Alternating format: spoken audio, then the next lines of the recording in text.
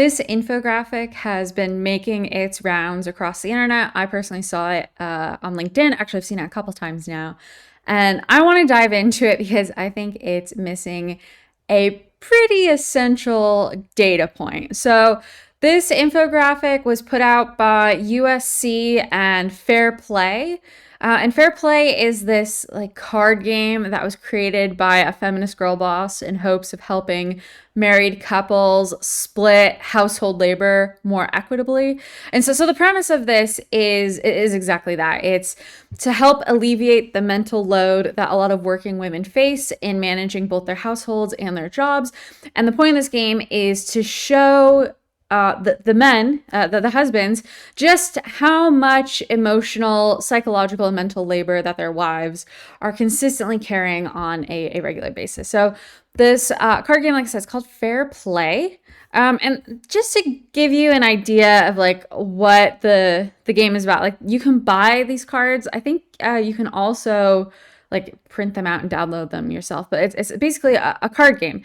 And so it's got all these different things, and you're supposed to like, I guess, play this game, and it talks about like what it is. So this is Calendar Keeper. So it's, someone who's basically managing a calendar for the household. And it talks about like who does what. And you're just trying to see like, it's a visual way of seeing how much excess domestic labor that women do compared to men. Right off the bat, I think this personally is a luxury to have the mindset like this, where you can complain about managing adult friendships, for example. Like a lot of this is superfluous stuff.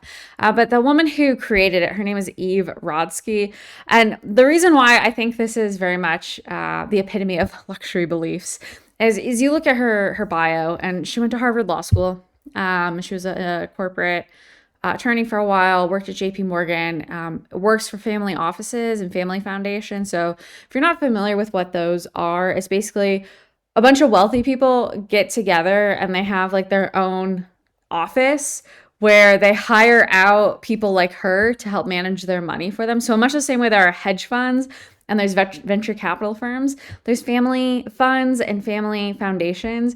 So like wealthy families will have like a whole team of people help manage their money. So that's what she does. So she's clearly higher up in the upper echelons of society. And so she wrote a book and then created the card game that this is based off of. And so I call that to attention right off the bat because this is clearly targeting a specific demographic. The whole concept of like egalitarian marriages and fair play and having husbands take on more domestic responsibilities in the household and alleviating the mental load from working women really caters to, I would say, upper middle class, upper class, white collar professional women. Like the vast majority of women, like this doesn't apply to. If you're a working class woman who is just trying to make ends meet, you don't have the luxury to complain about managing your adult friendships. Like you don't have the luxury of complaining about who is going to do the bedtime routine with the kids or maintaining your calendar or giving, donations to charity. You don't have the luxury for this. Like if you're a working class mom, someone who's lower on the socioeconomic totem pole, like you're just trying to survive. Like your primary concern is, do I have enough money in the bank to pay for, my house and my, food and all the basic things. And then if you're a little bit above that, it's like, okay, do I have enough money in the bank to make sure my kids can have some modicum of a normal childhood existence compared to their peers? Like I said, that's probably what most people are focusing on. They're not complaining about who's doing what because they simply don't have the luxury and the bandwidth of doing so. So this definitely caters to a specific demographic of women. And it's why I've been seeing it on LinkedIn, because LinkedIn is heavily populated with professional feminist women like this. So I want to dive in to this here, this wonderful Moms Doing It All infographic. I want to dive into this because I think this is really important. So what it does is on the left, you have a bunch of these different cards that's in the game. So things like medical appointments, mental health, tidying, packing bags, doing non-sport extracurriculars, like things like that. So it talks about how moms are doing it all. So showing that on the orange dots that moms are responsible for the cognitive planning of different activities, and that the physical execution of these activities also disproportionately rely on mom. So mom is both the planner and the executor of all of these things you see here, and the visuals to show that for most families, instead of it being an equal split, mom is doing the most, and then men are doing more maintenance and garbage. But what you'll notice is, one, these are all cherry picked, but two, this is only looking at half the equation, right? So in a household, you have tasks like this, like think of your household like a business, right? Like you have the operations of your household, okay? Like the day-to-day, how you're going to do things. And then you have the finances.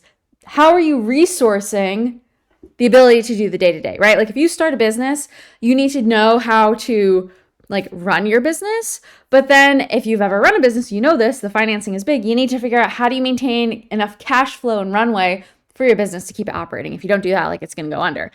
So there's a resourcing piece to this, as well as like doing the work and executing. And so this is only really talking about like the planning and executing.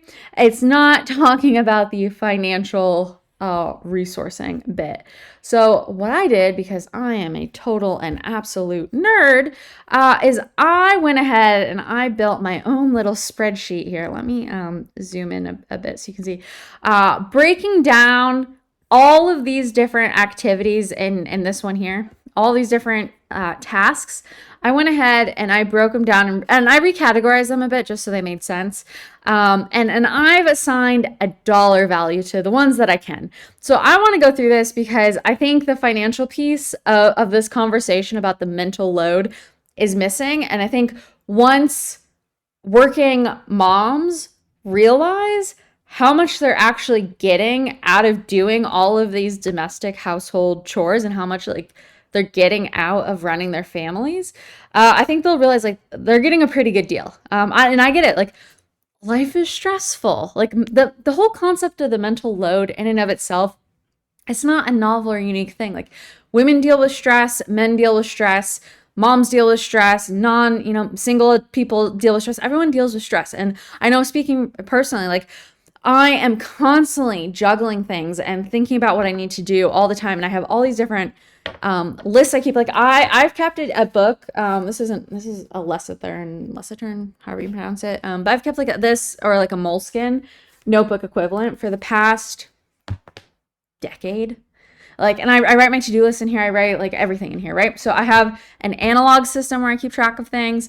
I have a digital to-do list in Notion where I keep track of things. I plot things onto my Notion calendar where I keep track of things. Like, I get it. There's a lot to juggle and a lot to manage. And I think my personal philosophy is it comes down to having good systems and processes. And if you're a working mom, mom in this professional sense, where complaining about and worrying about these things is a luxury, not working mom, like making 30K a year, barely making ends meet. I'm not talking about those moms. I'm talking about the moms here who are, working at JP Morgan, living in New York City, and still complaining about this. If you don't have like good systems in place to manage your household, like that's on you. And I think women need to step up to the plate more, and take responsibility for their households. I don't think they need to be complaining all the time and demanding equality for reasons I'll dive into right now. So I regrouped these ones here, all these ones on that you see on the left-hand side of this infographic. I grouped them into a couple different categories. So the first one is just general parenting responsibilities, like supervising your kids is a general parenting responsibility. I don't know what you expect people to do with that. Like if you're gonna have kids, it comes with responsibility. So like you have to step up to the plate. That's just kind of how it is. There's the home stuff. So obviously tidying, laundry, garbage, all that kind of stuff. Also bills, taking care of pets. There's the social stuff. So extracurriculars, transporting kids to and from. There's food. You obviously have to prepare food for them. And then I have an other category, things that weren't included on this original infographic that I think ought to be included. So the first one, medical, right? And so this talks here. This infographic talks to the cognitive planning and actually going. So planning doctor's appointments, keeping up with like the patient portal, going to the doctor's appointments, like maintaining medical records, all that kind of stuff. And I get it. It's a pain. I'm dealing with some medical stuff right now, and I hate going to the doctor. It's not fun, and I hate like having to manage all of that kind of stuff. But that's also part of being an adult, is you have to do that. So one of the things this doesn't account for is the cost of being able to take your kids to the doctor in the first place. Like, we live in a horrible healthcare system here in the United States. Things are super expensive. Not everyone has the ability to take their kids to the doctor. Like, there are large swaths of our population of people who only go to the doctor maybe once a year. They only go to see the dentist once a year, and that's because there's these free clinics that pop up across the country, and people go to those. And they, you only get seen by a dentist once a year because you can only get seen if you go to that free clinic, right? So there are lots of people in this country who do not have access to medical care. So in and of itself, the ability to complain about being able to go to the doctor is a privilege. But this doesn't account for the cost of health insurance, right? And so what I did is I posited a bunch of these things to Gemini just to give me some averages. So this might not be like fully accurate, but this is just to be just representative of some of the costs. So Gemini broke it down to low, mid, and high, like budget households. This isn't necessarily to say like low equals, someone making 40K a year, high equals someone making like 150K a year. It's not that. It's like based on your budget. So wherever you are, like, because some of this stuff can definitely fluctuate and depend based on your own personal spending habits. So across the board, Gemini said that about the average health insurance premium that out of pocket that employees pay is about just under $7,000 a year, so $6,850. I know that's going up this year. That's going to change. A lot of people probably pay a lot more. That's just the average that Gemini gave me. Obviously, it's higher too if you're on the exchange. And then in addition to that, between those medical appointments, paying the whatchamacallit, not the deductible, the copay. If you go to the doctor, you still have to pay a copay. That's like one of the absurdities of the American medical system. If you're outside the US watching this, is we not only have to pay monthly for health insurance, we have to pay when we go to the doctor too. So you could have like a $300 a month premium for health insurance, and then that only gives you the privilege of paying, say, $100 when you need to go to the doctor. It's absurd. But that on top of the premium, the average household expenditure is about $5,500 in copays. If you have any deductibles you need to hit, any pharmaceuticals you need to get, over-the-counter stuff, all that kind of stuff. And I'm also assuming here that a household is 2 parents and 2 children.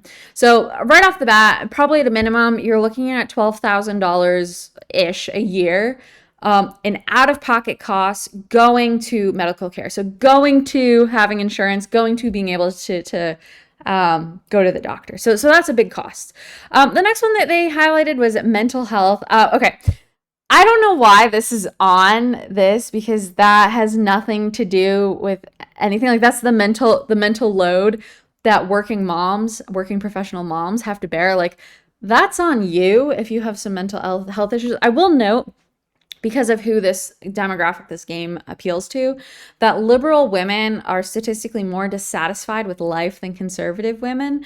And so they're more likely to, one, play this card game because this appeals to the narrative. They believe that they're being worked too much in the home. So they're more likely to play it than conservative women. And because of their predisposition to be dissatisfied with life, they're more likely to seek out professional mental health care.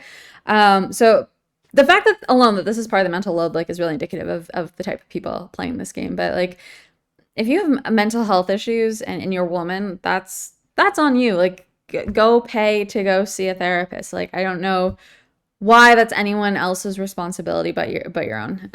Okay, bathing and grooming, not really much to say there. Diapering and potty training. I asked Gemini about how much do parents spend per year on diapers, because that can be very expensive. So depending on obviously how old your children are, if they're still in diapering stage, you're looking at anywhere from, I'd say, around $1,000 a year. So on average, I just did 1,000 because it can vary based on how, like, the quantity you buy, what type, if you're buying store brand versus not store brand, all that kind of stuff. So $1,000 a year, you're spending on diapering. Okay. Nighttime comfort, which is I think like just soothing children before they go to bed, their morning routine, their bedtime routine, supervising kids. Not much really to say there in terms of costs.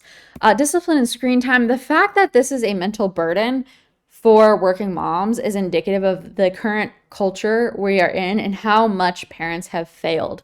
Like if you are unable to discipline your children, like stop being a gentle parent, like that's on you. If your kids consistently misbehave, it's because they're not learning their lesson. They're not being adequately disciplined. And I think women-led households tend to be softer on discipline than male-led households. And I'm not saying you need to beat your kids or anything, but like men are definitely more stern, and kids tend to respect their fathers more versus mom.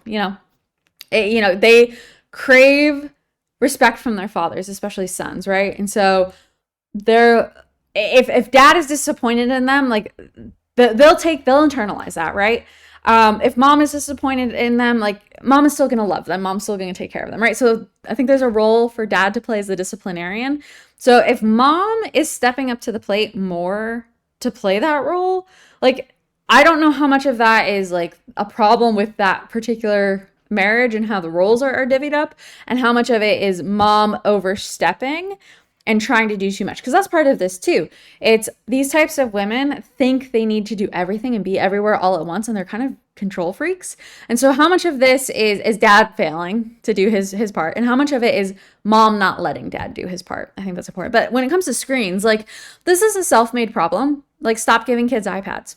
That's the solution. Start parenting and stop giving kids iPads. So I'm sorry, but I'm not going to buy that, managing screen time is part of the mental load, and it's a psychological and emotional burden on women when they've created that environment for themselves. Like that's a self-fulfilling prophecy there. The same goes with tidying. Like that's also on moms. Like if you don't want to spend time tidying your home, stop filling your home with cheap crap that you buy from Target that requires you to constantly tidy it. It's really that simple. I am a big fan of minimalism, and just, yeah, like you can buy things that spark joy, like the Marie Kondo method, right? Like you have things in your home that you value and you appreciate, but you don't need superfluous things. You don't need excess things. And more often than not, like a lot of homes have excess superfluous things that require tidying. Like if you don't want to pick up toys all the time, limit the number of toys your kids have. Like it really is that simple. And I'm just saying that from observing how kids play. Like I have seen so many kids just absolutely go to town with cardboard boxes and Tupperware containers and pots and pans, and they don't care about their toys. Like they play for it for like 5 minutes, it's novel, and it goes away. And these parents, I think they feel pressured by other parents and by kids, especially when kids start socializing, when they get older and start socializing with other kids. There's a pressure to keep up and maintain appearances. And so there's a pressure to buy the toys and buy the clothes and buy the things that all the other kids at school are talking about. And so I think women tend to capitulate to that. And I think you got to draw a boundary. Like if you don't want to be like tidying all the time, like don't create a house that requires that much tidying. Or like get to a point where once your kids are old enough, like train them to put their toys away. I remember in elementary school, like my teachers didn't tidy the classroom, right? Like we would sing little songs and we would move like our books and blocks and whatever. We would put everything back. Like they trained us to clean up after ourselves. So if teachers can do it, like I don't understand why mothers can't. So tidying, I mean, same goes with laundry. If you don't want to do a ton of laundry, like don't have a massive wardrobe. Like all the time, you see this on Instagram. You see all these women that have these massive walk-in closets with like their $2,000 and $3,000 handbags on display, and literally their closets look like museums, like mini museums in their homes. And no one needs that many clothing. Like you wear like the same. Most people I think wear the same, like I don't know, like 5 or 6 things every week. You wear what you want to wear and what's comfortable. Like unless you're super indoctrinated into fashion culture, like you don't need as much clothing as like the media tells you need. Like you just need what's functional, right? So like build a capsule wardrobe for you and for your kids, and minimize the amount of clothes you need to constantly wash, and teach your kids to respect their clothes. Like that's part of it too, is we live in such a hyper consumer culture where everything is so easily replaceable and you can just buy something new, buy something new. There's no respect. So if you don't want your kids to destroy something, don't want them to get something dirty, like you have to teach them from an early age to respect what they have. And I don't think a lot of parents do that. I think like we have like such an it's a convenience consumer culture where, okay, well, if you rip your shirt, we'll just go to, the store and buy you a new one. And I think kids are smarter than we give them credit for, and if they learn to respect things, like they're not going to destroy them as much. Dishes, garbage. Okay, so again, I asked Gemini what garbage costs per year, and it depends if you have a municipal service provider versus a private. Obviously, depend too if you're more like suburban versus rural. But on the low end, you're looking at $350 a year in garbage costs. On the high end, closer to $800. The next one I did was home maintenance. And again, this is going to vary based on what you outsource. So this includes things like mowing the lawn, trimming your hedges, any sort of like minor home renovation projects. If you have like a leaky faucet, repairing that. So on the low end, you're probably going to spend around $4,000 a year on different home maintenance costs. Maybe less depending on where you live, right? But on the higher end, closer to 11,000, and that's assuming you're outsourcing a lot of it. So you're hiring like a landscape crew to come and take care of your lawn and that kind of stuff. Home good and supplies. This is really hard to calculate because it varies from person to person. But it gets back to like Target and Home Goods and those types of stores. Like, don't go to those stores if that is stressful for you and like maintaining like the stuff around your home, like just don't bring it into your home. Like I personally think that's pretty simple. Bills, this wasn't itemized, but I assumed here utilities, phone, and internet. So basic things. Again, this probably isn't an accurate number, honestly, because utility costs, especially electricity, have been going up. So this is probably more. But on the low end, you're looking around $600 a year. No, wow, I did that wrong. Oh, we're going to correct this in real time. That's per month. Okay, so we're going to do 648 times 12, 693 times, see, I'm not even perfect at math sometimes. Okay, so you're looking at $7,000 to $8,000-ish per year in utilities, right? And that's not even the cost necessarily of like upgrading your phone constantly. That's just the cost of having a phone line. Like it's gotten super expensive. So, that's something to consider. Mail, okay, like I don't know what you want me to do with this one. Like, unsubscribe from things in your inbox, and you can't really do that with like snail mail. But if mail also includes email, like it's really easy to unsubscribe from things. I have a special folder in my inbox where it filters any email that includes the word unsubscribe immediately goes to that folder. And from there, it sorts out marketing emails from the rest. And sometimes like it doesn't do it perfectly. You have to manage it. But it makes it easy for me to see which ones are marketing emails, which ones aren't, and I can just unsubscribe very easily. Okay, pets. I'm going to assume that this hypothetical family in this spreadsheet, they have a golden retriever. So they have at least one dog. You might have a cat. You might have more dogs. It all depends. But on average, if you have at least a dog, you're looking at anywhere from $1,600 to $6,000 a year. So that's vet bills, vet appointments, heart guard, neck guard, rabies, all their vaccinations, food's not cheap. So you gotta do food, treats, toys, like that kind of stuff. Maybe if you have a dog walker. So taking care of pets. Local packing is just like, I think making sure like you have a day bag ready if you go out like to a museum or on the town or whatever. So the mental load of making sure you have a bag.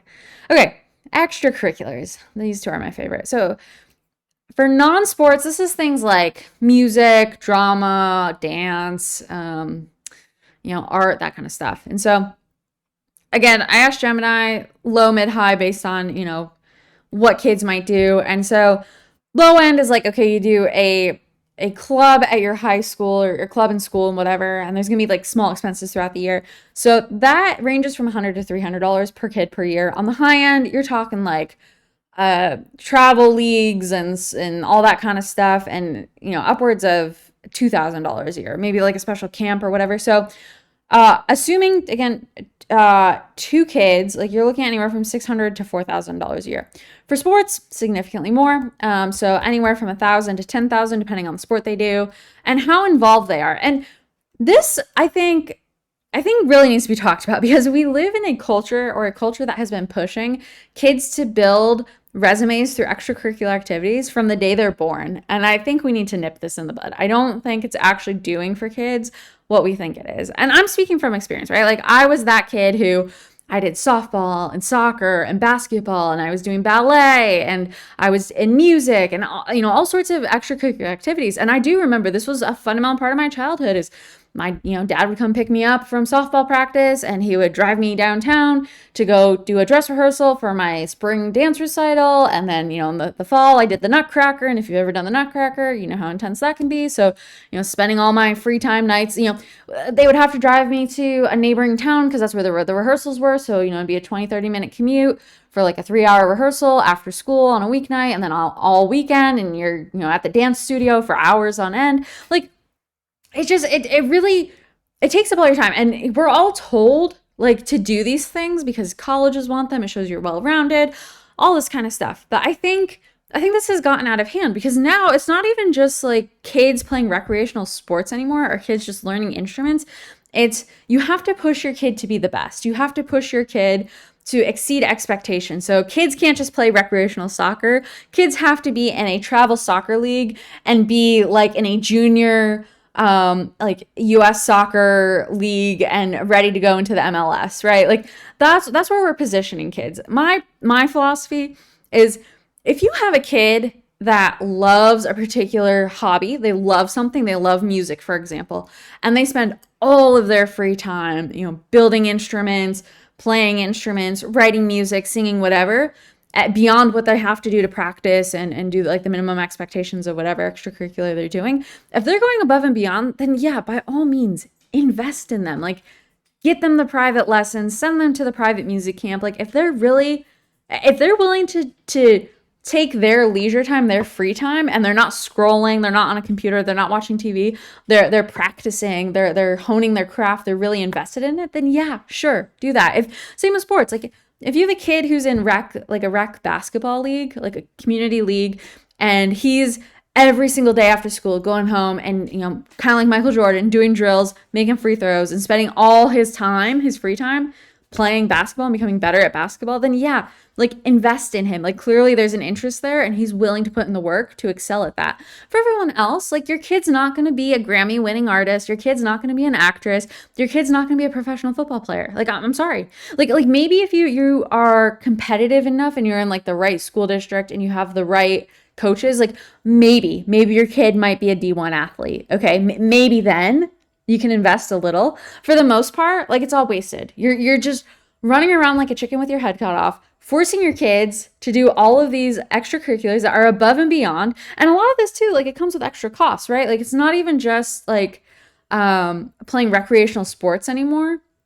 It's you're going to travel, you're in a travel league, so you're constantly traveling around your state. Maybe there's expenses with that, hotels and gas, and you're spending weekends at a time away. And if you have more than one kid, like you have to negotiate schedules to make sure they can all do their thing. So yeah, it's super taxing. And I'm not saying kids can't do extracurriculars. Like by all means, do extracurriculars, but like put a limit on it. Like they don't need to do sports every sport, every season. They don't need to do all the things. Just let them do the things that they want to do and they're naturally talented at and they're willing to put in the work to get better at.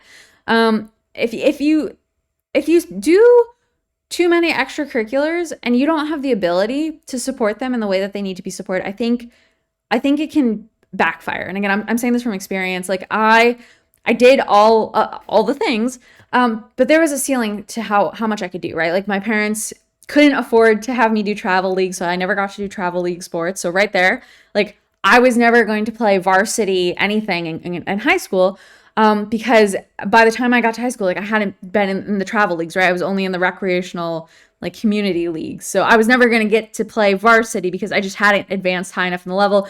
And like local lowercase p politics between parents, like it's real. Like the coaches' kids always get preferential treatment, all that kind of stuff. So you have to like navigate that too, right?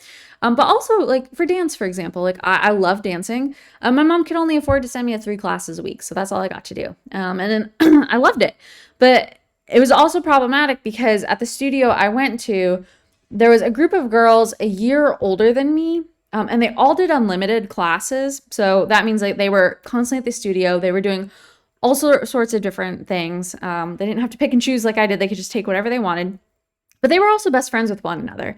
And I always felt like an outlier in my dance classes. And it kind of hurt because I thought there was something wrong with me. And I was kind of on the heavier side as well as young when I was younger. So it's like, okay, I'm in ballet classes. Ballerinas are stereotypically very thin. I was not. And then I have this group of girls who's a year older than me. I look up to them, want to be accepted by them.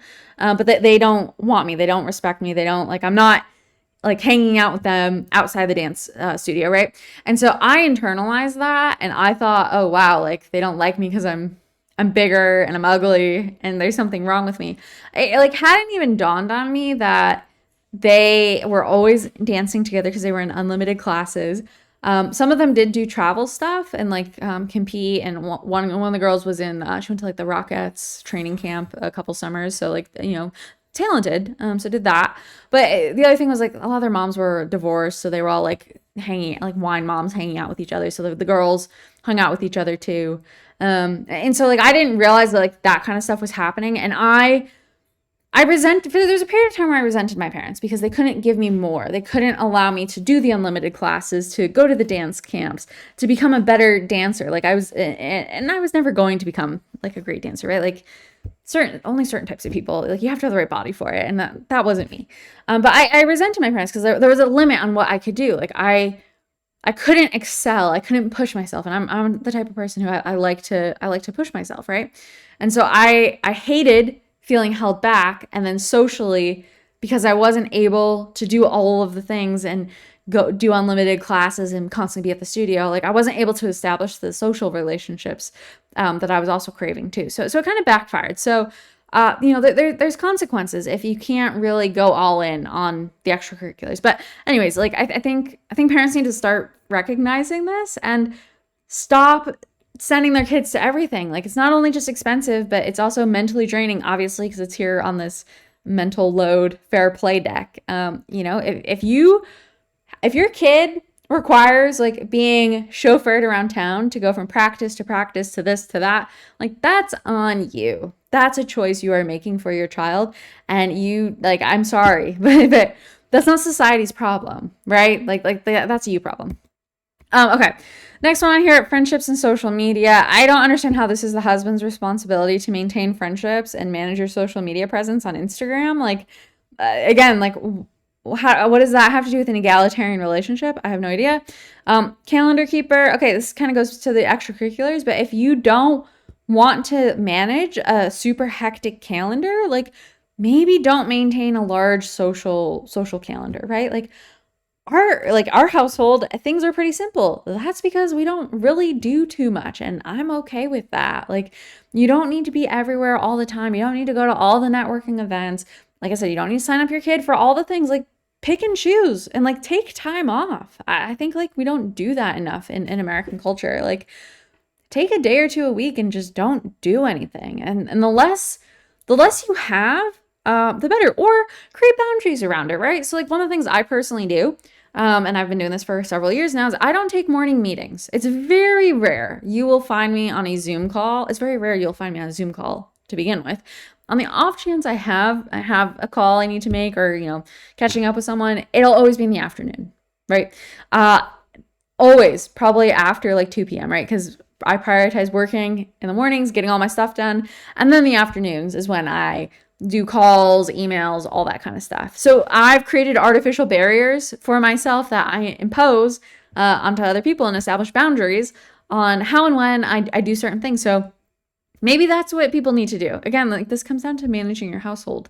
And if you feel like you're drowning trying to manage your household calendar, like maybe take a step back and reevaluate like what's on it and look for things to get off of it.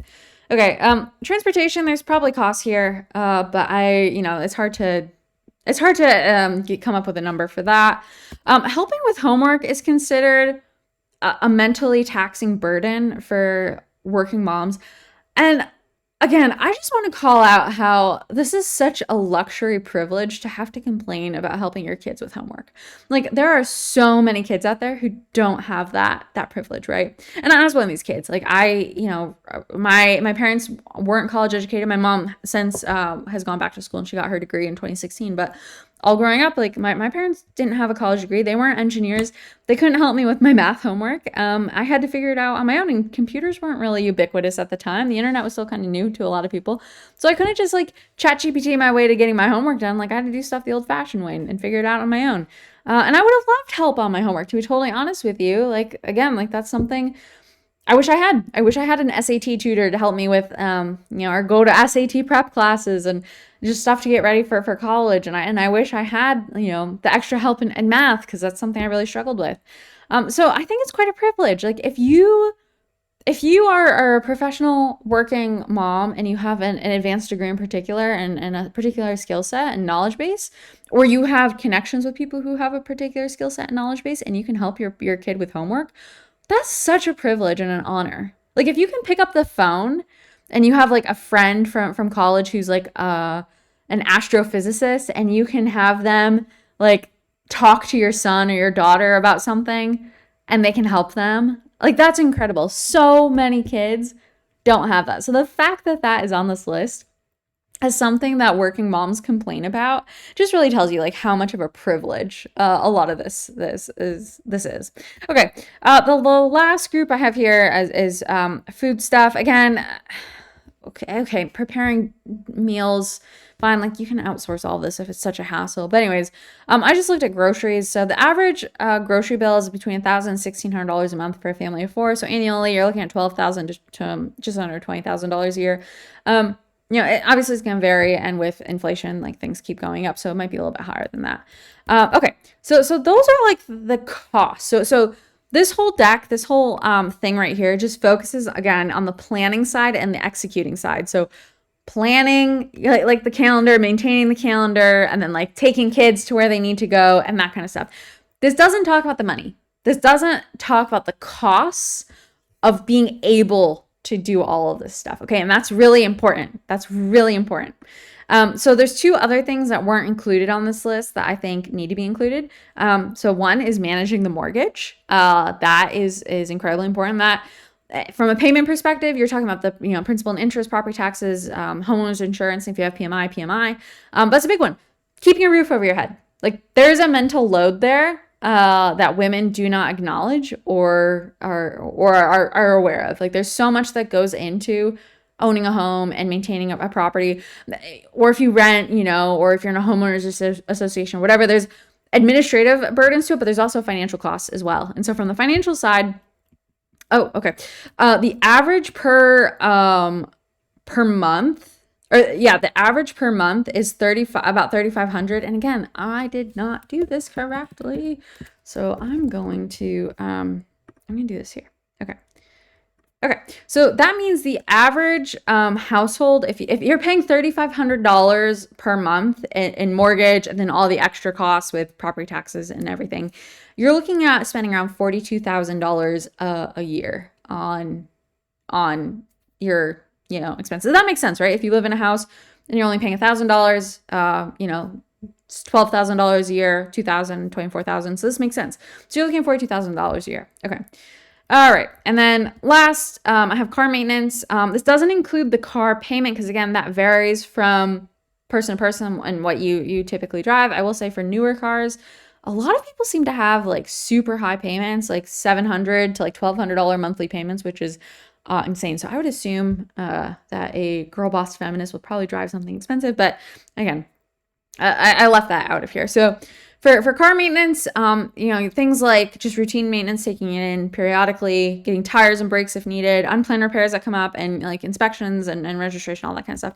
So you're looking at the low end, $1,100, and you're looking at the high end, around $2,000. Okay. So just adding these up again, like I couldn't quantify all of these things, but adding up what I could, low, mid, and high, you're looking at spending anywhere from $40,000 to $72,000 per year on your housing, on groceries, on extracurriculars for your kids, car maintenance, you know, maintenance of your home, trash, potty training, diapering, and medical. So medical and housing and food are probably the big ones here. So you're looking at $40,000 to $72,000 a year. Okay, so why does this matter? Because even though men aren't contributing according, like there's this line here that talks about this being you know, the equal split, right? So like even though most of this falls to the women to do the planning and the execution of these things, it falls on the man disproportionately to finance and resource these things. So kids get to go to the doctor because dad is paying for the health insurance premium, or he's making sure that there's money in the bank account so you can, you know, pay the copay if you need to. Like kids are able to go to soccer camp, they're able to do the rec league, they're able to go to dance classes and music classes because dad is working overtime to make sure there's enough money in the bank to cover the bill. Okay, there's the resourcing part here that goes beyond planning and executing. There's a resourcing part. Anyone who's run a business knows this. You don't just plan things, you don't just do the things, you have to resource it too. There's a resourcing piece here that is totally missing in this conversation. So it says moms are doing it all, and yeah, they might be doing a lot of the planning and the execution because that's the easy stuff. They're not paying for all of this, and so the evidence of this is basically studies that have been done of relationships and egalitarian relationships. So this is a Pew Research study that was published in 2023. And it just talks about like men and women and how much they earn, and, you know, breaks it down to who's the primary breadwinner, who's egalitarian, all that kind of stuff. And it says marriages in which husbands and wives are roughly equal contributors, I mean, they each make 40 to 60% of earnings, have only increased substantially. Today, 29% of marriages are egalitarian, up from 11% in 1972. So more and more marriages are egalitarian, where people are splitting, people are bringing in 50-50. So you have more women bringing in money than in the past. And so men are no longer the sole provider in households. But the problem is you don't have as many surveys like this that look at how much women are contributing to the financial budget of the household. So you have all these different studies that are coming out and these infographics about how much cognitive labor and unpaid labor and the mental load that women carry in their households, but there isn't an equal number of surveys and studies that are being done to show how much women are contributing. So we can only infer from what's been produced. So this is a Fortune piece that was published again in 2023, and it says only half of the women who are out earning their husbands are taking the lead on household expenses. So from this, we can extrapolate that women aren't contributing 50% to household expenses. It's because if the ones who are out earning still aren't, it's unlikely that the ones in egalitarian relationships are either. Maybe, but I suspect they're probably not. You know, it goes his money is our money and her money is her money. So I think this mantra has largely stuck. And like I said, there is very little data available of who's contributing what to household expenses. I'm going to assume here that the vast majority of this sum here, this 40 to 72,000, dad and the husband is probably paying the bulk of this. He's probably paying the mortgage, he's probably paying the health insurance, and like I said, making sure there's money in the bank to buy groceries and enroll kids and everything. So even if you expected to do, even if you were in an egalitarian relationship, and you wanted to do a 50-50 split, that would mean each adult in the household would have to contribute between $20,000 to $36,000 per year. So if you want an egalitarian marriage in terms of doing the domestic and the cognitive labor, I think it's only necessary and prudent to also require 50-50 split in finances. And if you're doing that already, fine, ignore what I'm saying. It doesn't seem like most women are. It seems like it's not a 50-50 contribution split. So I think this is where I have a problem with how the mental load is framed. So let me just break this down to what this looks like. So the median salary for a woman with a bachelor's degree, so someone who would fit this kind of professional white collar working female stereotype, or archetype rather, is about just under $69,000 a year. But that's not how much you actually have in the bank. And this is why cash flow is important and people should pay attention to it. And think of your households like a business, because it really does matter. So after your salary isn't how much you actually get to take home. Okay. So after taxes, you actually take home a lot less. So what I did is I plugged this in. Smart Asset has a calculator you can use that lets you see how much taxes are taken out based on your gross salary. So I just assumed for a professional woman making this much money in New York City, what is her take home pay? So if you are the average woman making $68,900 a year in New York City, you're only taking home $51,209 a year. Okay. So if you live in a truly egalitarian marriage where you are splitting things 50-50 with your husband, you are splitting the domestic responsibilities and the mental load and the planning, but you're also splitting the financials, you would have to spend between almost 40% to 71% of your earnings on the household. So especially if you're living in this high end where you're sending your kids to all like the premium like summer camps and not doing the recreational league stuff, you're sending them to whatchamacallit, like Travel League, and you're buying you're shopping at Whole Foods, you're not shopping at, Walmart. You're looking at spending 71% of your earnings on the household. And so that leaves you with just under 30%. So if someone is at the higher end of this, they have less than 30% of their take-home pay to spend on their expenses, which can include their student debt, a car payment, and other consumer spending. So if you want that nice handbag, you want to go get your nails done, all that kind of stuff, like that would fall into that category.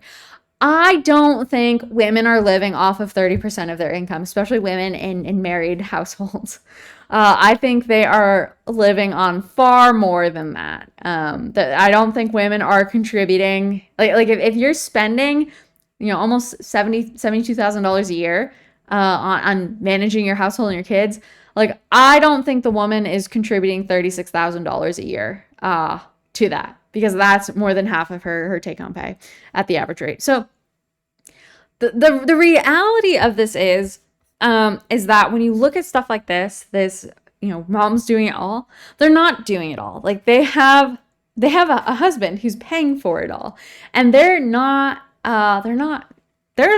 paying for it, right? So they're complaining about having to plan all this stuff and having to logistically do it, but they're not appreciating the fact that they're also not planning for or paying for it. If they had to do all three, that would be the problem. So the issue, the thing I have, and the thing where I think this would make sense is if this were true, if a woman was paying $20,000, $36,000 a year, 50-50 split, equally contributing to the household, and was still doing a lot of this and required to do that on top of the 50-50 financial split, then okay, you have a case to make. If the expectation is that you contribute 50-50 financially, but then you're doing 80% of the household tasks, that's clearly that's falling heavily on your shoulders, and that warrants, I think, a conversation.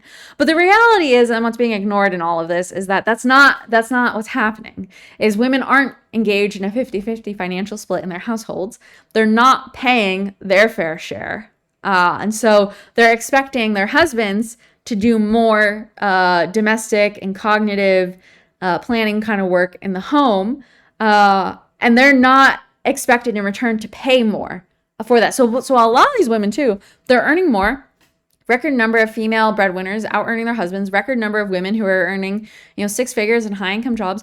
They're not paying. They're not contributing more to their households. And this was shown here in Fortune. Only half of the women who are out earning their husbands are taking the lead on household expenses. So even when women are making more money, they're not stepping up to the plate to pay more to cover their household expenses. It's still in 2025 expected for the man to carry the bulk of the financial burden for a household. So I think this is completely disingenuous to say that moms are doing it all, because it gives no credit whatsoever to the men that are working hard.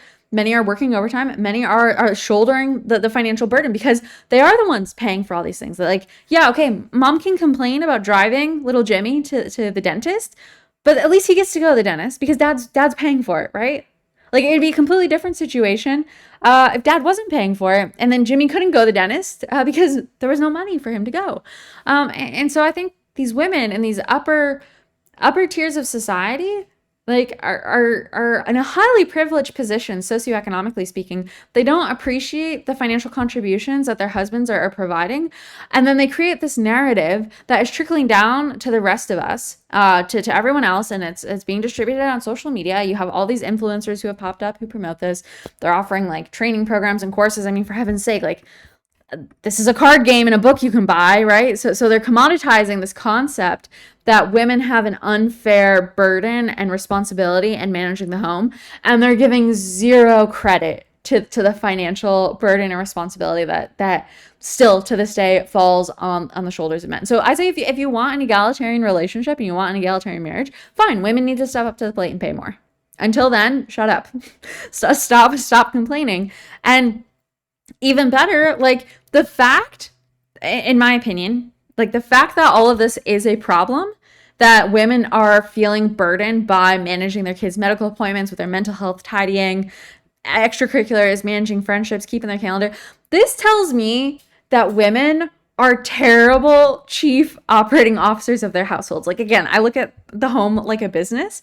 You need to treat it as such. If this were an office and you had to, say you were like an executive assistant, for example, and you had to manage your boss's calendar and email and order catering and all that kind of stuff, and that was part of your job description, and you felt like you were disproportionately burdened with that, like you would get fired in a heartbeat, okay? Like you're clearly not doing your job. So this tells me the fact that so many women feel burdened with the cognitive planning. You'll notice that the lighter yellow colored physical execution does skew closer to the middle. I'm not saying that men are doing equal here, but it does skew closer to the middle. So men are definitely like taking kids to soccer practices, and they're helping with the, potty training and laundry and all that kind of stuff. It's not like they're not doing anything.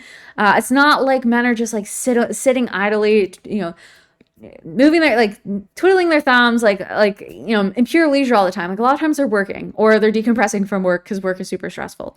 But these women, like they feel burdened by the cognitive stuff. So in my mind, that tells me these women are terrible at building systems and processes that are needed to manage their households. And let me just briefly highlight what I mean by this.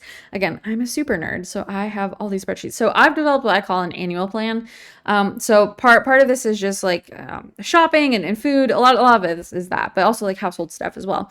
And so what I've done this year is I've literally itemized every single thing I've purchased over the last year. Like I have my receipts. I need to upload, like finish entering them into here for the last couple months.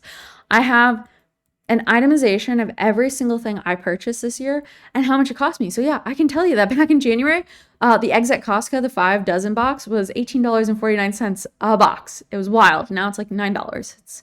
It's glorious. But like I can track, I'm literally tracking inflation as it's happening.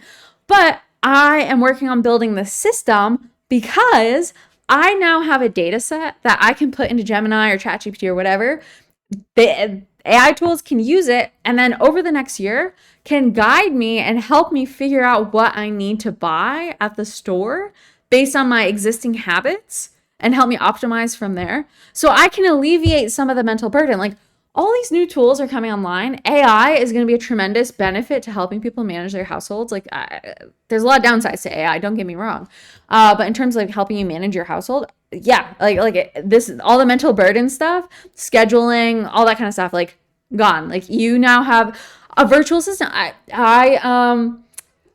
had Gemini add something to my calendar. I said, remind me to do this on Friday, and it plugged it into my calendar. Okay, so like we have that now where you have a virtual assistant who you can offload a lot of the burden of this too. So this is just one example of building a system to help with that. So I have a system based on what I buy, the frequency I buy it, where I buy it at, and the price. So I can say to, Gemini, I can upload this spreadsheet and say, okay, I have a grocery budget of X for the month. I want to stay under it based on like what I typically buy. What should I buy? And then I can, figure out my meals from there because I keep a meal database in Notion as well. So like this is what I'm talking about. You have the tool. Women have the tools. They have the ability to build these systems. They're just choosing not to. And then they're building these stupid infographics to complain about how much they're sucking at their jobs. And they're completely ignoring the financial burden that falls on the shoulders of men, which I think is a heavier burden than this mental load crap. So that's my controversial hot take for you today. If you enjoyed this analysis and deep dive into this game, Fair Play, and the mental load, I would love it if you would like, subscribe, and share with anyone who you think is victimized by the mental load, because I think they need to hear this. And get a good dose of reality. Let me know what you think. If you know, you agree, disagree, if you think anything is missing here, I'd love to hear your thoughts. Otherwise, I'll see you in the next video. Toodles.